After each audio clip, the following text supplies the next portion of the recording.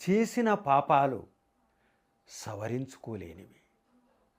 చేసిన పాపాలు సవరించుకోలేనివి.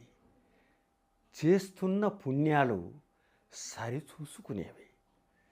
దీన్ని అర్థం తెలుసుకుంటే మనం మరింత మెరుగైన జీవితాన్ని పొందడానికి అవకాశం ఉంటుంది.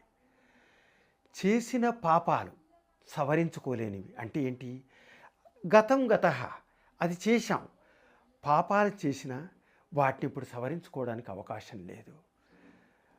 ఒక ధర్మరాజు అశ్వత్థామ హఠా కుంజర అని కురుక్షేత్ర యుద్ధంలో ఆ ఒక్క మాట అబద్ధం ఆడినందుకే స్వర్గారోహణ పర్వం అనంతరం నరకాన్ని చూడాల్సి వచ్చింది. అది మనం గమనించాలి. అంటే ఆ పాపాన్ని ఒక మాట అబద్ధం అన్న తర్వాత దాన్ని సవరించుకోవడానికి అవకాశం లేదు. కానీ చేస్తున్న పుణ్యాలు మటుకు సరిచూసుకునే అవకాశం మనకు ఉంటుంది. అంటే ఏంటి?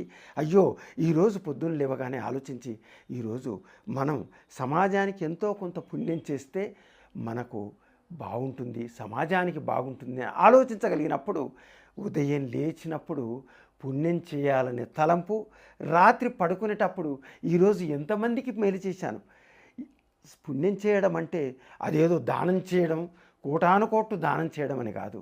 ₹1 దానం, లేదా నీ నైపుణ్య దానం, నీ విజ్ఞాన దానం, నీవు చదువు దానం, ఒక కుర్రాడికి ఒక ఆయిలు నేర్పడం, ఒక రోడ్డు మీద వెళుతున్నప్పుడు ఒక అంధుడికి యువతల నుంచి అవతలికి రోడ్డు దాటించడం, ఇలా మాట సాయం, నేనున్నాననే అభయం ఇవ్వడం, ఇట్లా రకరకాలు మన సమాజానికి చేసే సేవల్లో ఒక భాగాలే.